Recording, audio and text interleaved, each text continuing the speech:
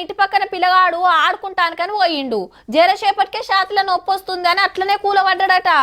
గా చంద్రయ్య మామ వాకింగ్ కు పోతే పానం ఎట్లెట్లనో అయిందని ఇంటోళ్ళకు ఫోన్ కొడితే ఎమ్మటే దవాఖానకు తీసుకుపోయినరు. జిమ్ముల గంటల కమానం చెమట తీస్తాడు. గా ఆయనకి ఎట్లొచ్చింది? గిట్లనే మాట్లాడుకుంటున్నారు ఈ నడుమ. ఎట్లొస్తుందో ఏమో గాని గిది నేర్చుకుంటే ఆ టైంకు డాక్టర్ మన పక్కన ఉన్నట్టే.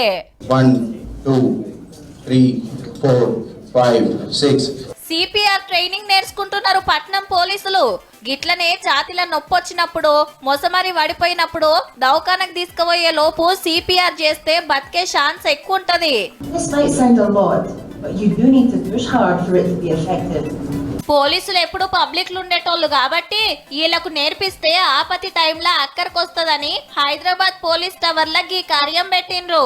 ప్రతి ఇంట్లో అందరికీ సిపిఆర్ నాలెడ్జ్ ఉండడం చాలా అవసరం. ఎప్పుడు ఏ సమయంలో ఏ సందర్భంలో ఇది అవసరం పడుతుందో మనకు తెలియదు. సంధ్యా థియేటర్ ఇన్సిడెంట్ లో కూడా ఆ మాత్రం ఆయన బ్రతికున్నాడంటే ఆ సిపిఆర్ వల్లనే అని డాక్టర్స్ కూడా తేల్చి చెప్పారు. టాకీస్ ల తొక్కిసలాట గాంగనే శ్రీతేజ్ కు పోలీసులు సిపిఆర్ చేసి దవాఖానకు తీసుకుపోయిండ్రు కాబట్టి కొంత డేంజర్ తప్పిందట. కుదిరితే మీరు సుతా నేర్చుకోండి. ఏమో ఏ టైం ఎట్లుండేది తెలియదు. సిపిఆర్ చేస్తే ఆపతిల పానంగా పడినోళ్ళు అవుతారు. 1 2 3 4 5 6